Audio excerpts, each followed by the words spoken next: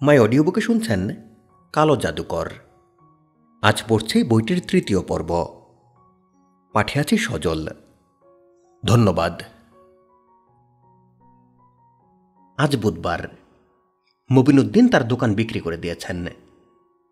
2,10,000 টাকা পেয়েছেন। তাড়াহুড়া করে বিক্রি করতে হলো। খোঁজখবর করে বিক্রি করতে পারলে আরও বেশি পেতেন। পুরো ব্যাপারটা করতে হয়েছে গোপনে। সুরমা সুপ্তি কেউ জানে না, ইচ্ছা করেই জানাননি। তারা খুব মন খারাপ করত।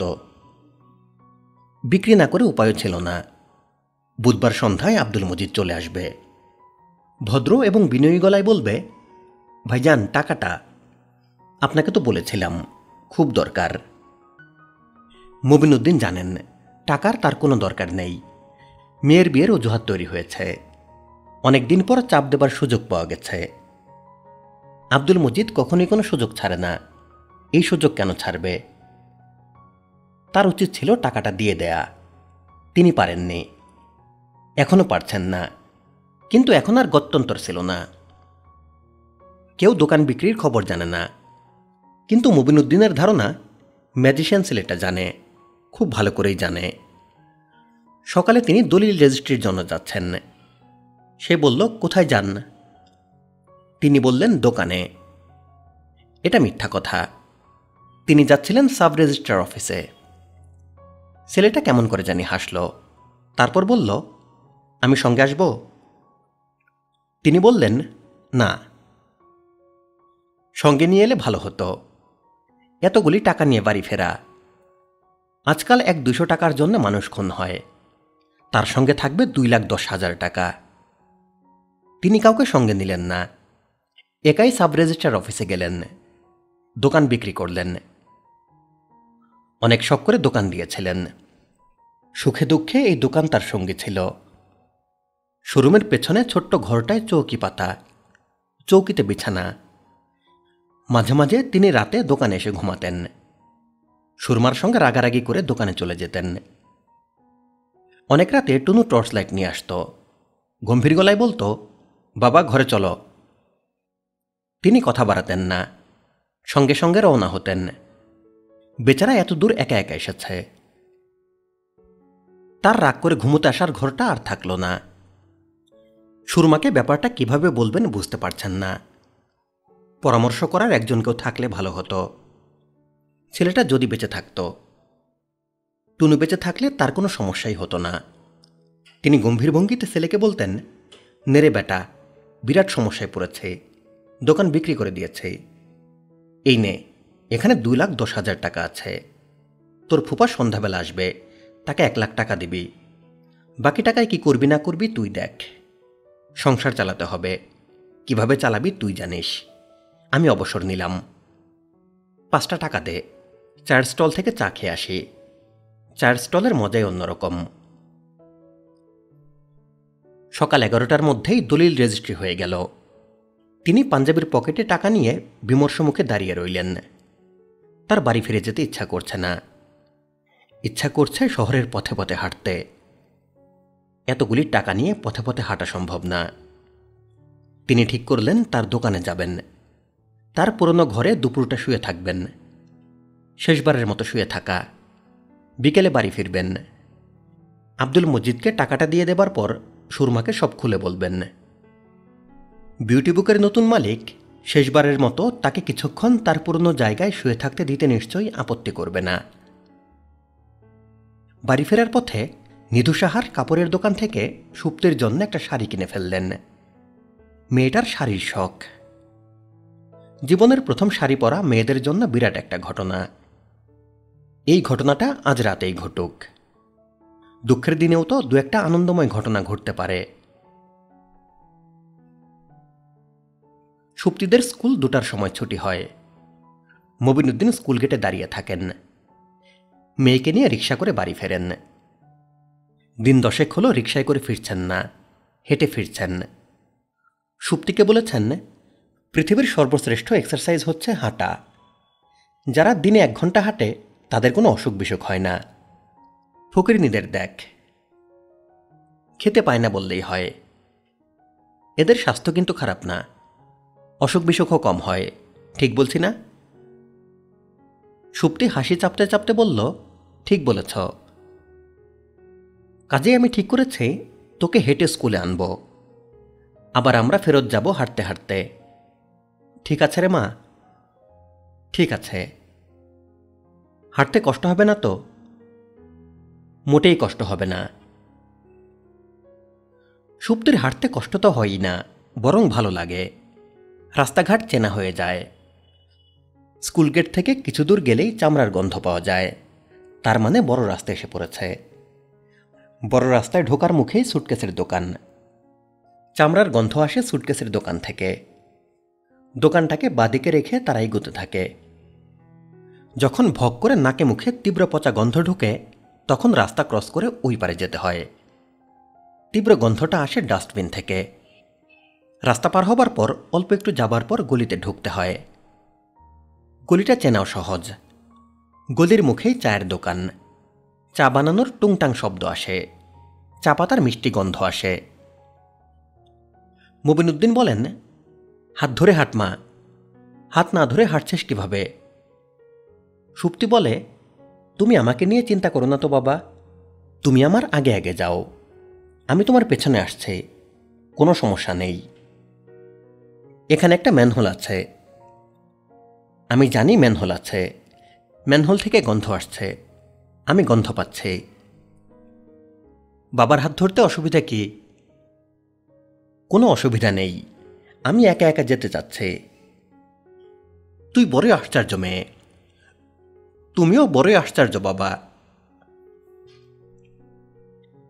আজ সুপ্তির স্কুল ছুটি হয়ে গেল 12টায়। এটা এমন কোনো সমস্যা না। 2 ঘন্টা বসে থাকলেই বাবা চলে আসবেন। কিংবা সে যদি হেডমিস্ট্রেস আপাকে বলে, তাহলে আপা তাকে বাড়ি পাঠাবার ব্যবস্থা করবেন, দপ্তরিকে সঙ্গে দিয়ে দেবেন। কিংবা আপারাকেও বাড়ি যাবার পথে তাকে নামিয়ে দিয়ে যাবেন। এরকম আগেও হয়েছে। সুপ্তি আধা ঘন্টার মতো ক্লাসেই বসে রইল। মেয়েরা সব চলে গেছে, ক্লাস ফাঁকা। হঠাৎ তার মনে হলো, একা একা বাড়ির দিকে রওনা হলে কেমন হয়। সে নিশ্চিত যে সে যেতে পারবে, তার কোনো সমস্যাই হবে না। এবং তার তো এটাই করা উচিত। সারা জীবন কি কেউ তাকে সঙ্গে নিয়ে হাঁটবে, রাস্তা পার করিয়ে দেবে? সুপ্তি স্কুল গেটের কাছে এসে দাঁড়ালো। তার একটু ভয় ভয় লাগছে, যদিও সে জানে ভয়ের কিছুই নেই, ভয় পেলেই ভয়। জিওগ্রাফি আপা প্রায়ই বলেন, বনের বাঘে খায় না, মনের বাঘে খায়। আসল বাঘের চেয়ে মনের ভেতরে যে বাঘ বাস করে, সেই বাঘ অনেক অনেক অনেক ভয়ঙ্কর। সুপ্তি কোনোরকম সমস্যা ছাড়া বড় রাস্তায় এলো। রাস্তা পার হলো। চায়ের দোকান পার হয়ে গলিতে ঢুকে পড়ল। এই সময় একটা সমস্যা। হুড়মুড় করে সাইকেল নিয়ে কে যেন একজন তার গায়ের উপর পড়ল। সুপ্তির হাত থেকে বই খাতা ছিটকে পড়ে গেল। সাইকেলওয়ালাও তার সঙ্গে পড়ে গিয়েছে, এবং সে মনে হয় ভালোই ব্যথা পেয়েছে। সুপ্তি উঠে পড়েছে নিজে নিজে, কিন্তু সাইকেলওয়ালাকে লোকজন ধরে তুলল। সে রাগী গলায় বলল, দেখে শুনে চলতে পারো না? তুমি কি আন্ধা? দেখতেছে সাইকেল নিয়ে আসতেছি, তারপরেও সরে না। সুপ্তি বলল, আপনি হর্ন দেননি কেন? হর্ন দেব কেন?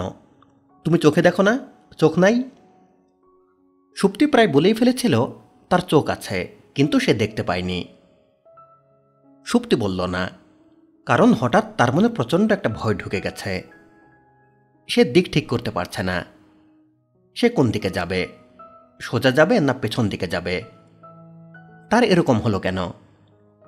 আশেপাশে কোথাও একটা সাইকেল পার্টসের দোকান থাকার কথা, সেটা কোন দিকে? হাতের ছিটকে পড়া বইগুলি তোলা দরকার। বইগুলি কোথায় পড়েছে? জ্যামিতি বক্সের আশেপাশে। জ্যামিতি বক্স কোথায় পড়েছে সে জানে, পড়ার শব্দ শুনেছে। বইগুলিও শব্দ করেই পড়েছে, তবে অনেকগুলি বই। বই পড়ে যাবার শব্দ একরকম, জ্যামিতি বক্সের শব্দ আলাদা। সুপ্তি নিচু হয়ে জ্যামিতি বক্স তুলল। বই তোলার জন্যে এদিক ওদিক হাত দিচ্ছে। অমনি একজন বলল, এই মেয়ে আন্ধা। সুপ্তির শরীর শক্ত হয়ে গেল। বই না তুলেই সে উঠে দাঁড়াল। সুপ্তি লক্ষ্য করল অনেকদিন পর তার চোখে পানি এসে যাচ্ছে। এতগুলি লোকের সামনে কেঁদে ফেললে সমস্যা হবে। মনে হচ্ছে সত্যি চোখে পানি এসে যাবে। যে করেই হোক চোখের পানি আটকাতে হবে। ও আল্লাহ, সত্যি চোখে দেখে না। এই তুমি একলা কই রওনা হইছ? তোমার বাড়ি কোনখানে? সুপ্তি বাসায় ফিরল রিক্সা করে। যে ছেলে সাইকেলে ধাক্কা দিয়ে তাকে ফেলে দিয়েছে সে সাইকেলে করে তার পেছনে পেছনে এসেছে। খুবই বিরক্তিকর ছেলে। পেছন থেকে সারাক্ষণ কথা বলছে। কি নাম তোমার? সুপ্তি। তুমি আমার উপর রাগ করেছ, তাই না? না, আমি জানি রাগ করেছ। আমি আসলেই বুঝতে পারিনি। আমি রাগ করিনি। তুমি কি সবসময় এরকম একা একা চলাফেরা করো? এটা তো ঠিক না। আপনি আমার পেছনে পেছনে আসছেন কেন? আপনি চলে যান না। তোমাকে বাসায় পৌঁছে দিয়ে আসি। পৌঁছতে হবে না। পৌঁছতে হবে কি হবে না সেটা আমি বুঝব। সুপ্তি, শোনো, আমার নাম জহির। আমি ময়মনসিংহ আনন্দমোহন কলেজে ফার্স্ট ইয়ারে পড়ি। ও আচ্ছা। নেত্রকোনায় আমার দাদার বাড়ি। দাদা অসুস্থ, ওনাকে দেখতে এসেছিলাম। ও আচ্ছা। তুমি কি এখনো আমার উপর রাগ করে আছো? আমি তো আপনাকে বললাম রাগ করিনি। আমাদের বাড়ি চলে এসেছে। সামনের টিনের বাড়িটা আমাদের। আপনি এখন যান। তুমি তো চোখে দেখতে পাও না। তুমি বুঝলে কি করে সামনের বাড়িটা তোমাদের? আমি অনুমানে অনেক কিছু বুঝতে পারি। তুমি কি সত্যি সত্যি চোখে দেখো না? না। আমার নামটা কি তোমার মনে আছে? জহির। আপনার নাম মনে রেখে কি হবে? বলেই সুপ্তি ঘরের সামনে রিক্সা থেকে নামল। রিক্সা ভাড়া দেবার সময় পেল না। জহির দিয়ে দিল। সুপ্তি বলল, আপনি এখন চলে যান। অনেকক্ষণ বিরক্ত করেছেন, আর করবেন না। সুপ্তি ঘরে ঢোকার পরেও জহির কিছু সময় লজ্জিত মুখে বাইরে দাঁড়িয়ে রইল। দুপুরে ম্যাজিশিয়ান ভাত খাচ্ছে, আর সুপ্তি খুব আগ্রহ করে বলছে আজ কি করে সে একা একা হেঁটে চলে এসেছে। পথে সামান্য সমস্যা হয়েছিল, তবে সেই সমস্যা সামাল দেয়া গেছে। ম্যাজিশিয়ান বলল, একা একা আসতে পেরে তুমি খুব খুশি? সুপ্তি বলল, হ্যাঁ খুশি। আমি অন্য সব মানুষের মতো চলাফেরা করতে চাই। কেউ যেন কোনোদিন বুঝতে না পারে যে আমার কোনো সমস্যা আছে। ম্যাজিশিয়ান বলল, তা তুমি করতে পারবে। কি করে বললেন? আমি অনেক কিছু বলতে পারি। সুপ্তি হাসতে হাসতে বলল, আপনি অনেক কিছু বলতে পারেন কি জন্যে? আপনি মানুষ না, আপনি গাছ, এই জন্যে। তোমার বিশ্বাস হয় না, তাই না? না, হয় না। কারণ আমি তো আর গাছ না, আমি মানুষ। মানুষদের অনেক বুদ্ধি, তারা চট করে কিছু বিশ্বাস করে না। আরেকটা কথা বলি, আপনি আমাদের মতোই সাধারণ একজন মানুষ। একটাই তফাৎ, আপনি সুন্দর ম্যাজিক জানেন, আমরা জানি না। ম্যাজিক জানলেই মানুষ অন্যরকম হয়ে যায় না। সুপ্তি, শোনো, আমি কিন্তু আসলেই মানুষ না। সুপ্তি বলল, মানুষ না হলে আপনি কে? আমি তো আগেও তোমাকে বলেছি, আমি আসলে গাছ। সুপ্তি গম্ভীর মুখে বলল, বেশি বেশি গাছগাছ করবেন না তো।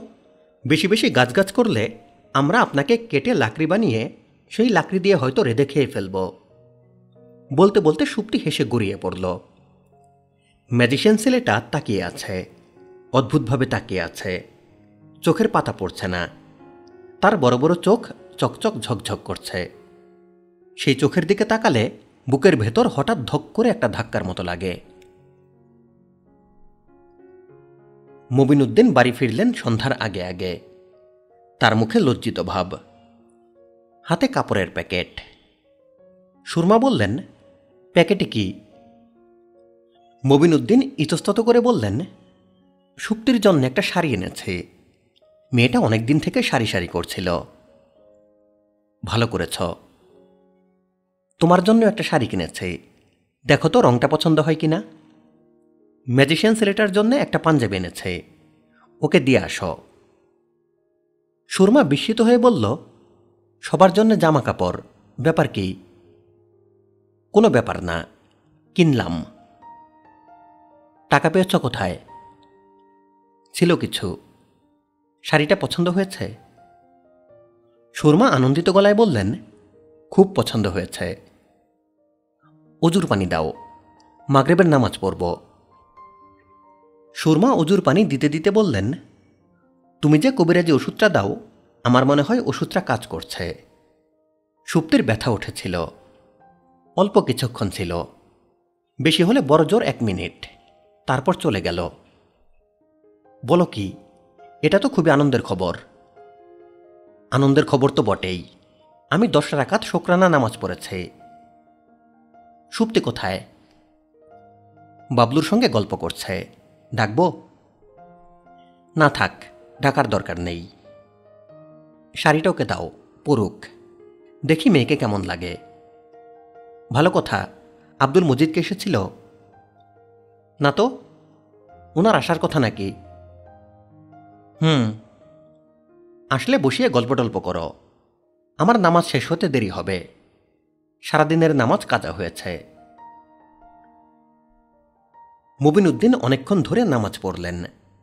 নামাজে বসেই সুপ্তির আনন্দের চিৎকার শুনে বুঝলেন তার শাড়ি খুব পছন্দ হয়েছে।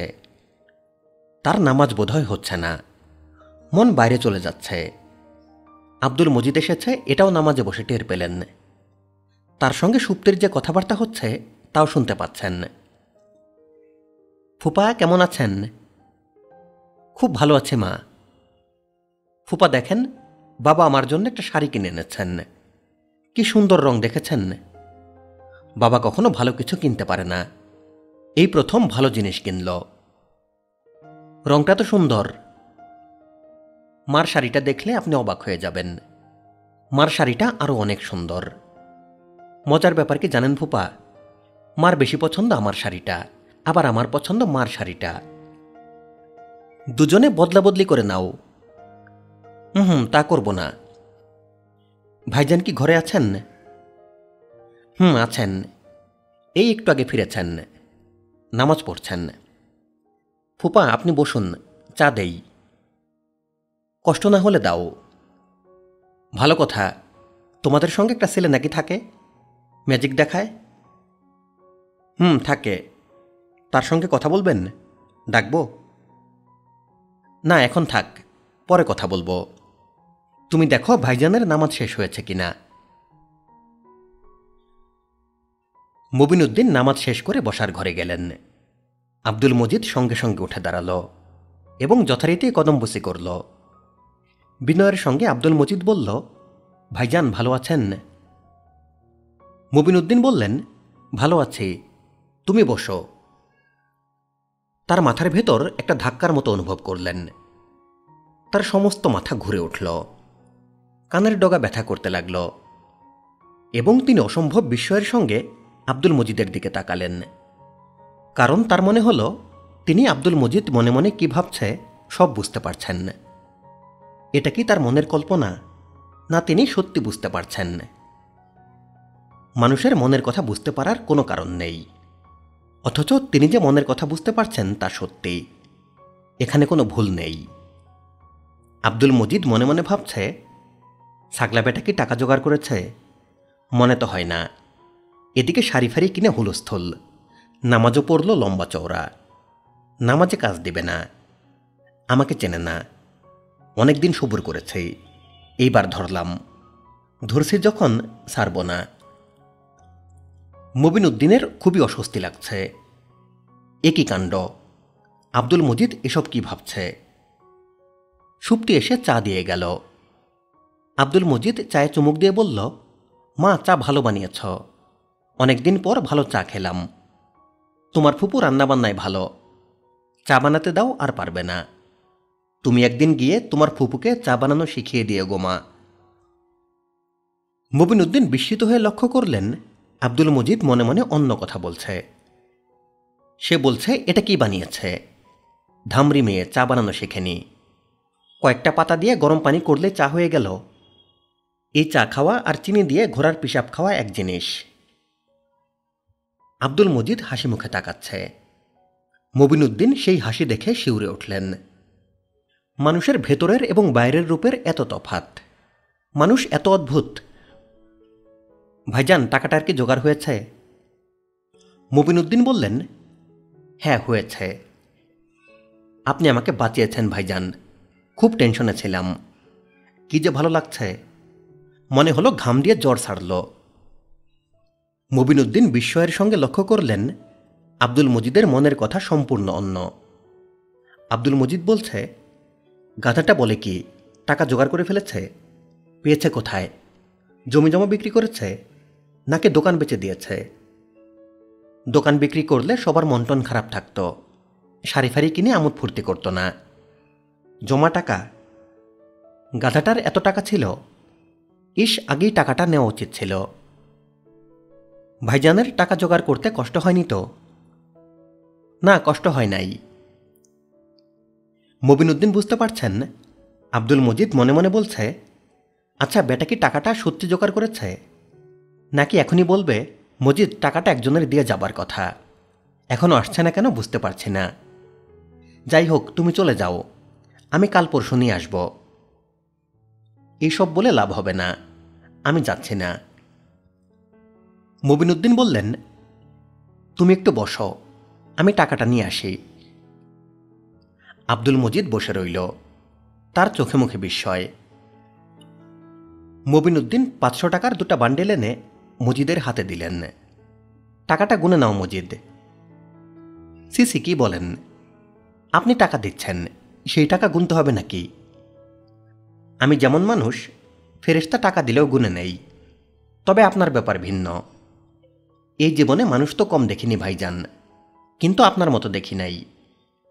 রাহেলাকে ওই দিন বলছিলাম, তোমার মেয়ের বিয়ের উকিল বাপ করতে হবে ভাইজানকে। তার মতো একটা মানুষকে উকিল বাপ পাওয়া খুবই ভাগ্যের ব্যাপার। মুবিনুদ্দিন অত্যন্ত দুঃখের সঙ্গে লক্ষ্য করলেন যে আব্দুল মজিদ মনে মনে ভাবছে, বেটা তোকে পাম দিয়ে আকাশে তুলে দিলাম, তুই আসলে কি জিনিস সেটা আমি যেমন জানি তুইও জানিস। তুই হলি হাদারাম নাম্বার 1। একটা ট্যাংরা মাছের মাথায় যে বুদ্ধি থাকে, তোর বুদ্ধি তার চেয়েও কম। আব্দুল মজিদকে বিদায় করে মুবিনুদ্দিন ম্যাজিশিয়ান ছেলেটার ঘরে ঢুকলেন। হঠাৎ তার মনে প্রচণ্ড একটা সন্দেহ ঢুকেছে। তার মনে হচ্ছে আব্দুল মজিদের মনের কথা বুঝতে পারার ব্যাপারে ম্যাজিশিয়ান ছেলেটার কোনো হাত আছে। মুবিনুদ্দিনকে ঘরে ঢুকতে দেখেই বাবলু কেমন করে যেন হাসল, তারপরেই গম্ভীর হয়ে গেল। মুবিনুদ্দিন তাকে আর কিছু জিজ্ঞেস করলেন না।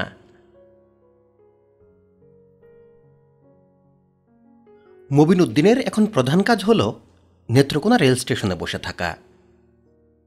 তিনি সকালবেলা নাশতা খান, খেয়ে খুব তাড়াহুড়া আছে এমন ভঙ্গিতে বের হয়ে আসেন। দেরি হলে খানিকটা রাগারাগিও করেন, দোকান খুলতে হবে না, কাস্টমার 2-1 এলে সকালবেলার দিকে আসে। তোমাদের নিয়ে তো দেখি যন্ত্রণায় পড়লাম, সামান্য নাশতা দিতেই দুপুর। দোকান বিক্রির কথা তিনি সুরমাকে এখনো বলেননি। কিভাবে বলবেন এবং ভবিষ্যৎ জীবনটা কিভাবে চালাবেন তার পরিকল্পনার জন্য সময় দরকার, চিন্তাভাবনা দরকার। সেই চিন্তাভাবনার জন্য রেল স্টেশনে আসা। রেল স্টেশনের উত্তর প্রান্ত নিরিবিলি, বিশাল এক রেন্ট্রি গাছ। নিচে যাত্রীদের বসার জন্যে কংক্রিটের বেঞ্চ বানানো আছে। তিনি একটা খবরের কাগজ কেনেন, ধীরে সুস্থে কাগজ পড়েন। সবচেয়ে আগে পড়েন হারানো বিজ্ঞপ্তি। তার ইদানিংকালে মনে হচ্ছে হারানো বিজ্ঞপ্তি পড়তে পড়তে হঠাৎ একদিন দেখবেন ম্যাজিশিয়ানের ছবি ছাপা হয়েছে। তার বাবা মা পত্রিকায় বিজ্ঞাপন দিয়েছেন, সন্ধান প্রার্থী। টুনু, তুমি যেখানেই থাকো ফিরিয়ে আসো, তোমার মা শয্যাশায়ী, তোমার কনিষ্ঠ ভগ্নের বিবাহ ঠিক হয়েছে, তোমার কোনো ভয় নাই, ফিরিয়া আসিলে তোমাকে কিছুই জিজ্ঞাসা করা হইবে না, অর্থের প্রয়োজন হইলে টেলিগ্রামে জানাও, ইতি তোমার পিতামাতা। এখনও এ ধরনের বিজ্ঞাপন চোখে পড়েনি। কাগজ পড়া শেষ হলে ভাবতে বসেন কি করা যায়। যখন ট্রেন আসে ভাবনা চিন্তায় বাধা পড়ে।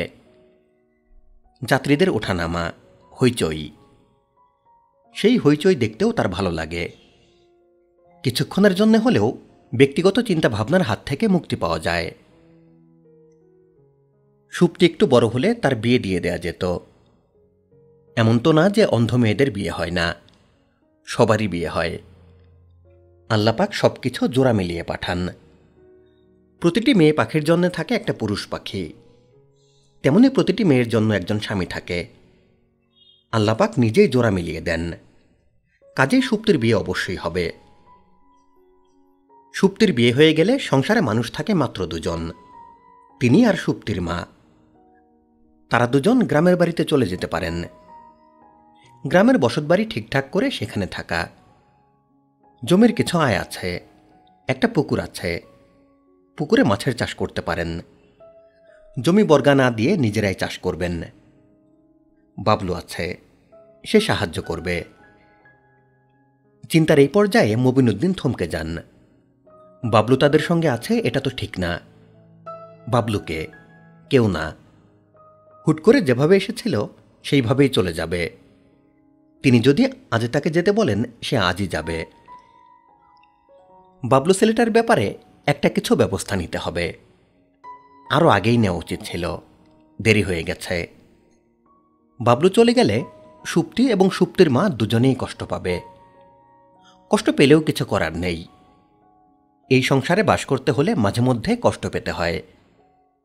সংসারের অনেক নিয়মের একটা হলো কষ্ট পাওয়া। শুধু তারা কেন, তিনি নিজেও কষ্ট পাবেন। ছেলেটার উপর তার মমতা পড়ে গেছে। মমতার কারণেই তিনি তাকে কিছু জিজ্ঞেস করলেন না।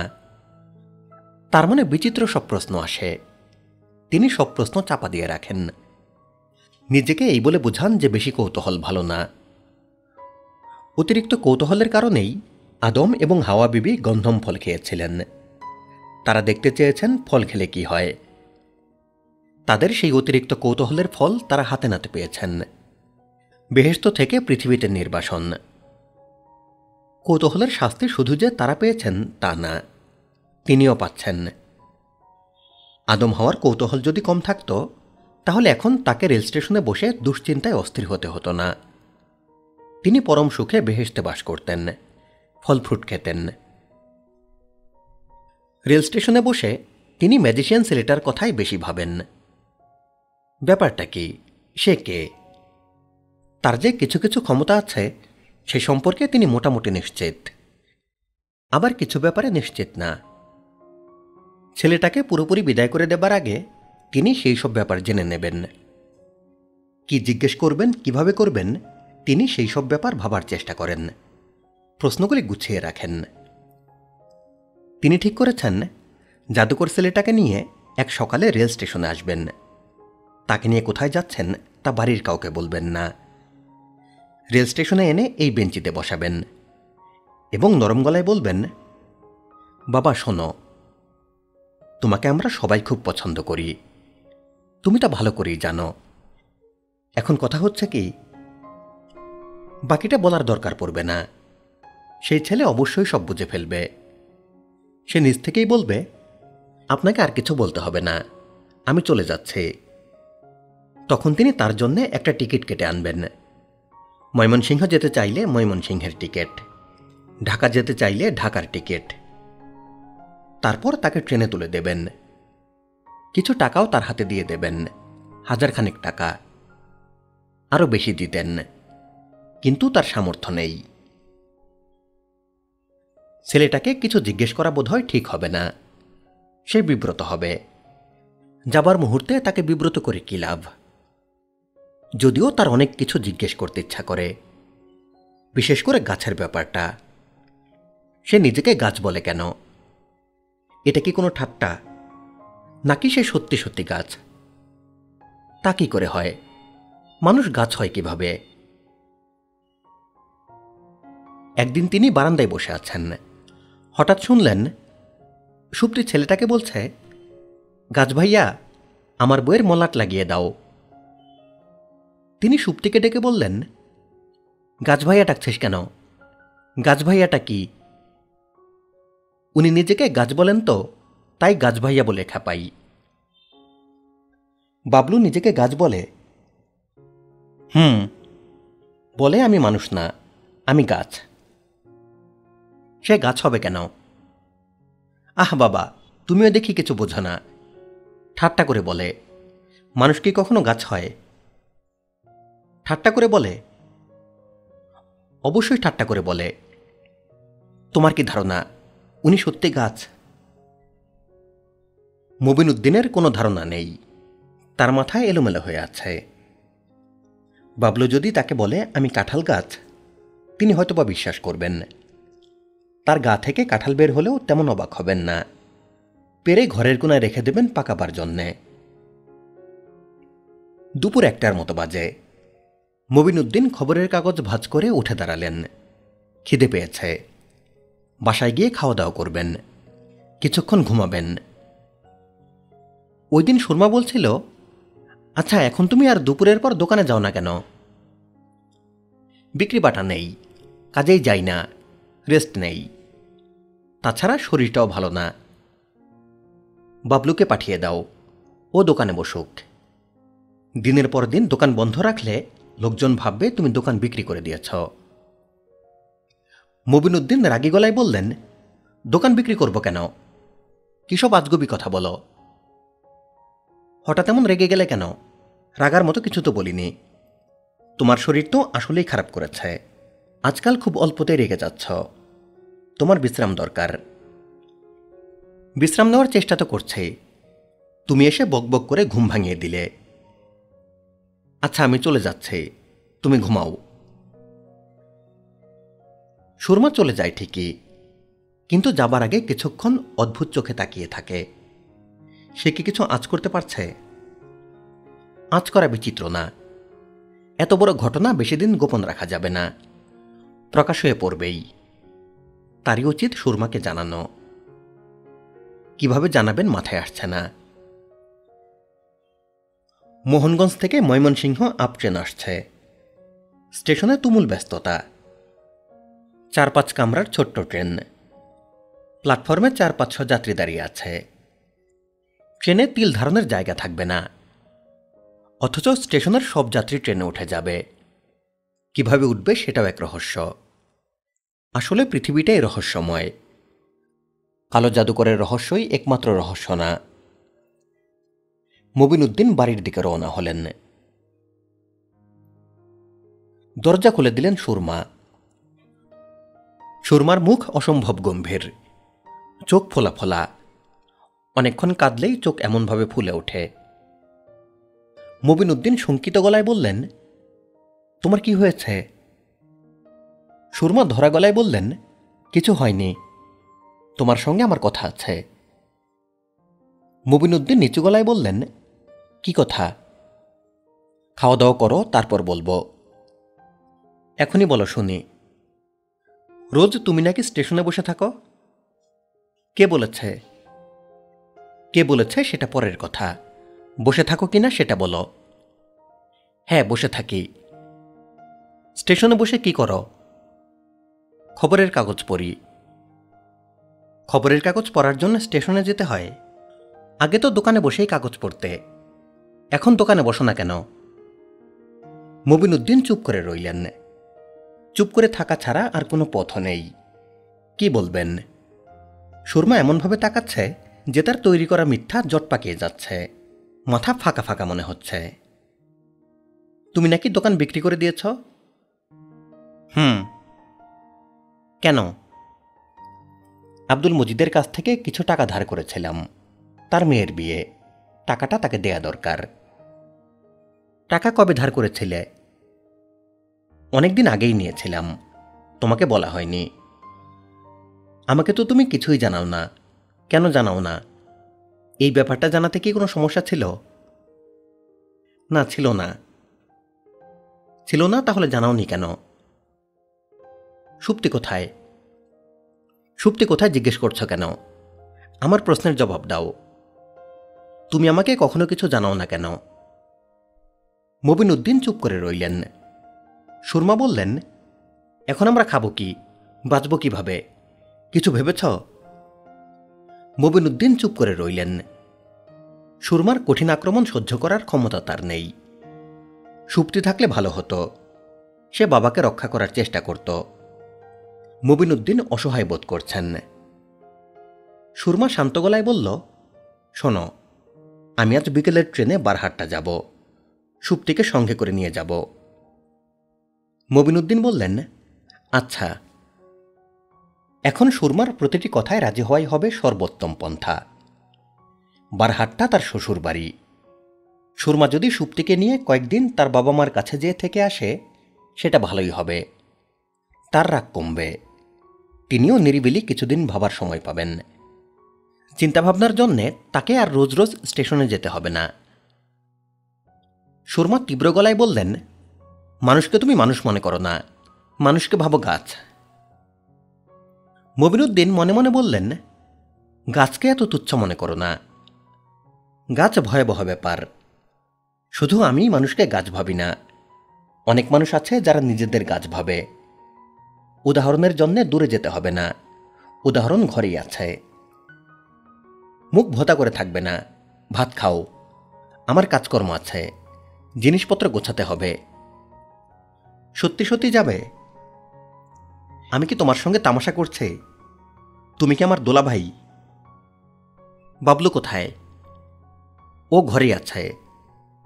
কেন, ওকে দরকার কেন? এমনি জিজ্ঞেস করলাম, কোনো দরকার নেই। দরকার তো থাকবেই না, কাউকেই তোমার দরকার নেই। তুমি একাই 100, তুমি তো মহামানব। মুবিনুদ্দিন একা একা খেলেন এবং যথারীতি শুয়ে পড়লেন। দোকান বিক্রির খবরটা তাকে যে বলতে হয়নি, সুরমা নিজে নিজেই বের করেছেন, এতে তার ভালোই লাগছে। আল্লাহ যা করেন ভালোই করেন।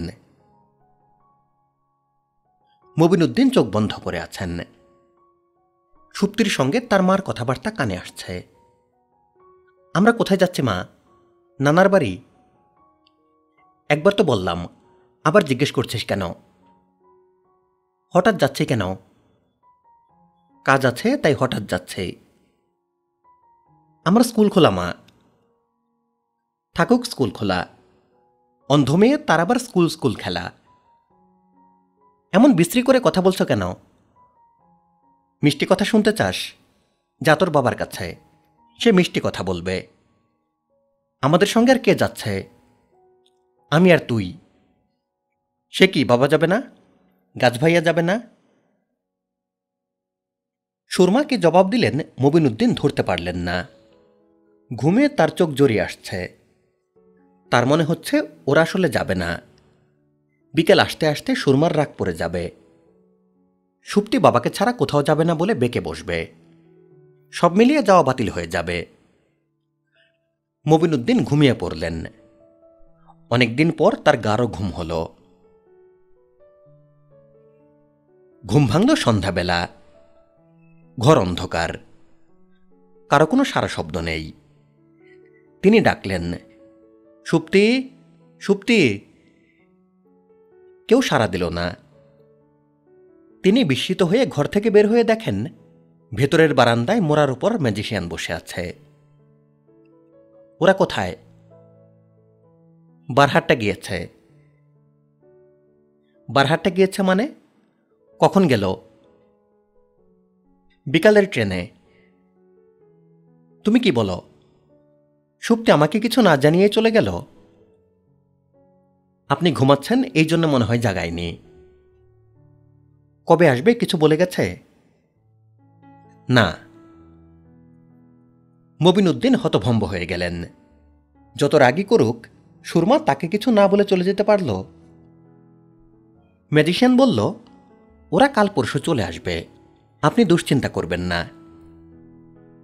কাল পরশু চলে আসবে তোমাকে বলে গেছে? জি না, কিন্তু আমি জানি চলে আসবে। কিভাবে জানো? ম্যাজিশিয়ান চুপ করে রইল। মুবিনুদ্দিন লক্ষ্য করলেন তিনি রেগে যাচ্ছেন। স্ত্রী কন্যার উপরের রাগটা ম্যাজিশিয়ান ছেলেটার দিকে চলে যাচ্ছে। চুপ করে আছো কেন? বলো কিভাবে জানো? না বলতে কোনো অসুবিধা আছে? যে না, বলতে অসুবিধা নেই। শোনো, তোমার ব্যাপার স্যাপার আমার ভালো লাগে না। তুমি যা জানো তার নাম ম্যাজিক না, তার নাম জাদুবিদ্যা। জাদুবিদ্যা ভালো জিনিস না। জাদুবিদ্যা খারাপ বিদ্যা, এই বিদ্যার চর্চা করাও খারাপ, ধর্মে নিষেধ আছে। আমি কোনো জাদুবিদ্যা জানি না। ফালতু কথা বলবে না, অবশ্যই তুমি জাদুবিদ্যা জানো। তুমি সুপ্তিকে বলেছ তুমি গাছ, বলো নাই? জি বলেছি। কি জন্যে বলেছ? ঠাট্টা করে বলেছ? ঠাট্টা করে বলিনি। তার মানে তুমি বলতে চাচ্ছ তুমি গাছ? ম্যাজিশিয়ান কিছু বলছে না, মাথা নিচু করে আছে। মবিনুদ্দিন চাপা গলায় বললেন, আচ্ছা যাও, স্বীকার করলাম তুমি গাছ। গাছ কেন সেটা বলো। এক দুই কথাই বলা যাবে না। এক দুই কথাই বলা না গেলে বেশি কথাতেই বলো। আরেকটা কথা। মবিনুদ্দিনের কথা বলার আগেই ম্যাজিশিয়ান বলল, আপনি কি বলতে চাচ্ছেন আমি জানি।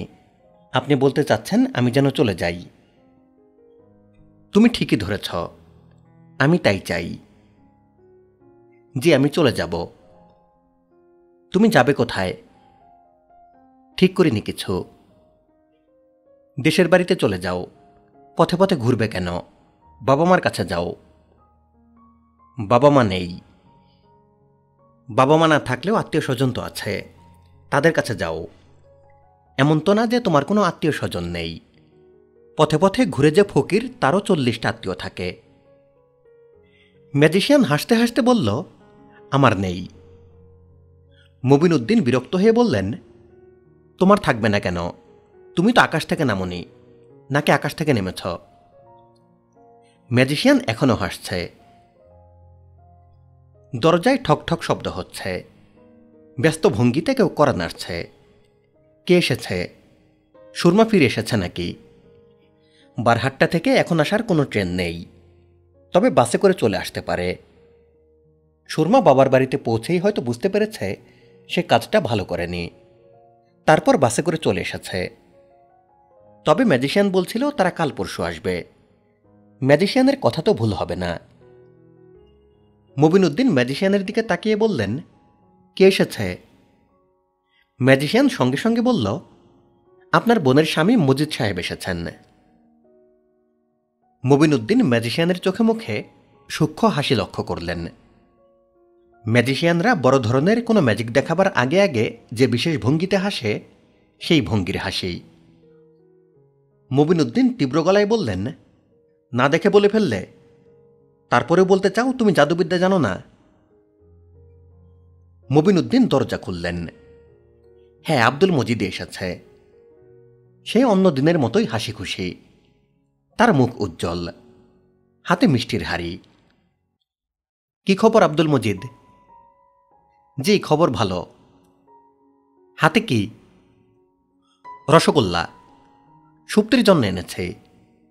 নিধু সাহার কাপড়ের দোকানে এসেছিলাম, ভাবলাম আপনাদের খোঁজ নিয়ে যাই।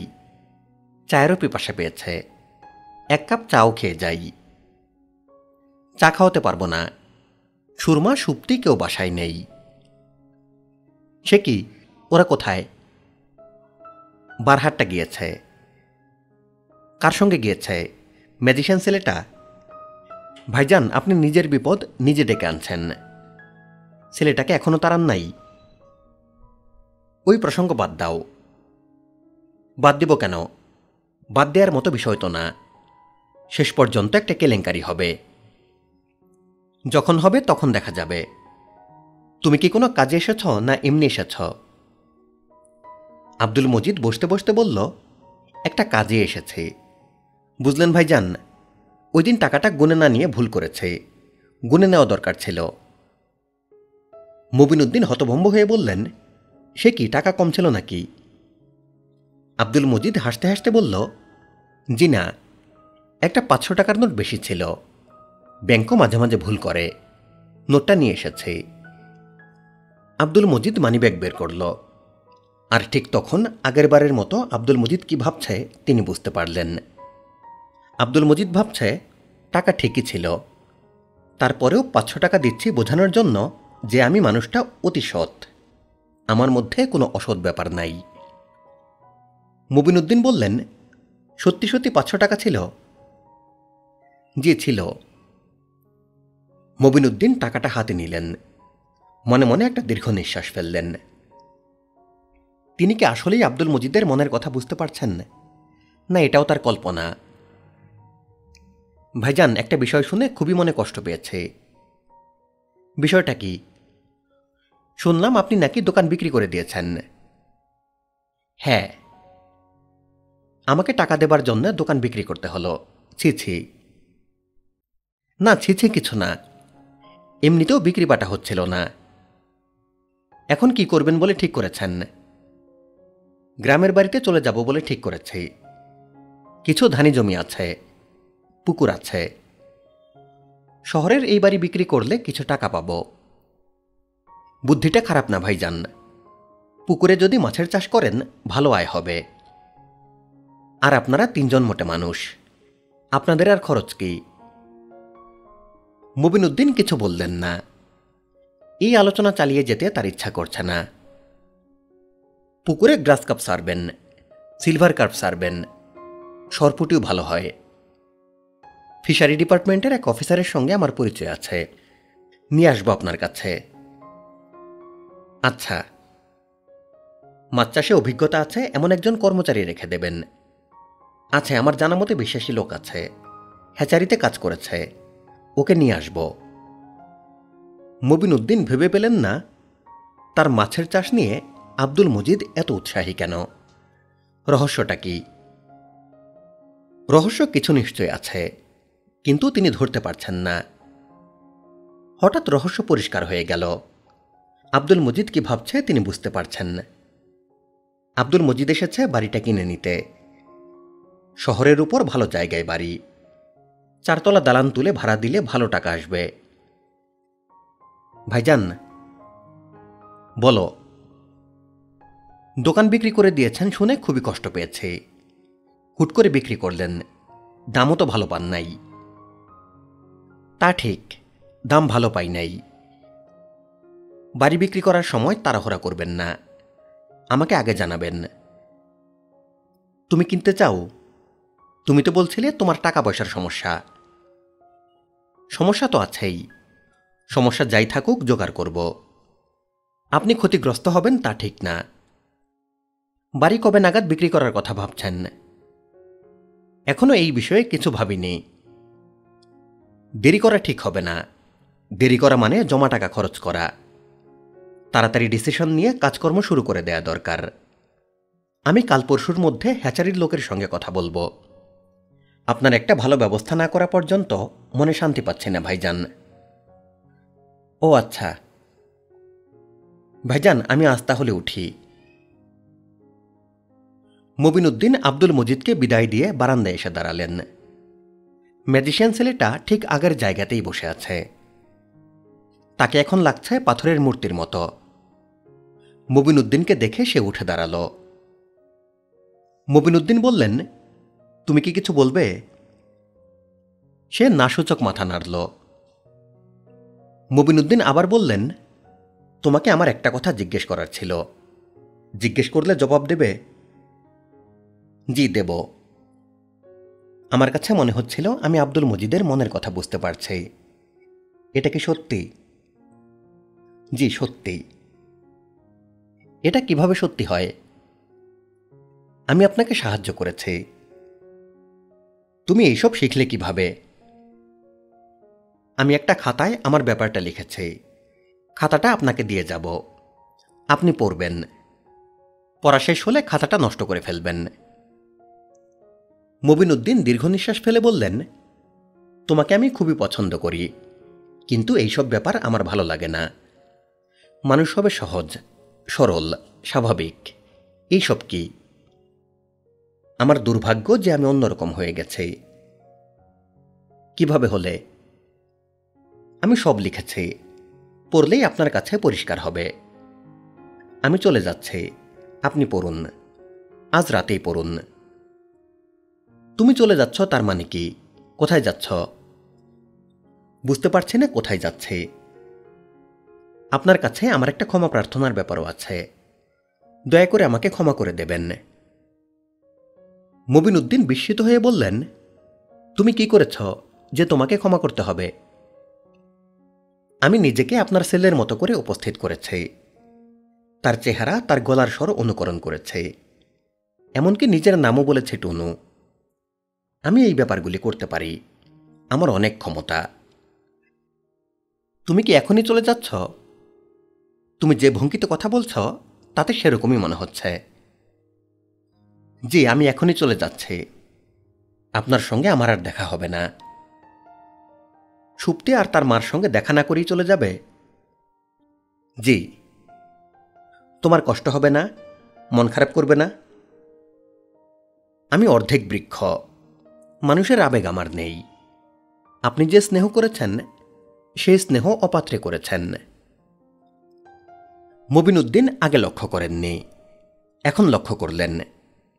ঠিক যে পোশাকে কালো জাদুকর এই বাড়িতে ঢুকেছিল সেই পোশাকই পরে আছে। পাতলা একটা শার্ট, খালি পা, কাঁধে ছেঁড়া সুতা ওঠা কাপড়ের ব্যাগ। টুনুর মুখের কোনো আদল তার মুখে এখন আর নেই। নিগ্রোদের চুলের মতো ঘন কালো কোকড়ানো চুল।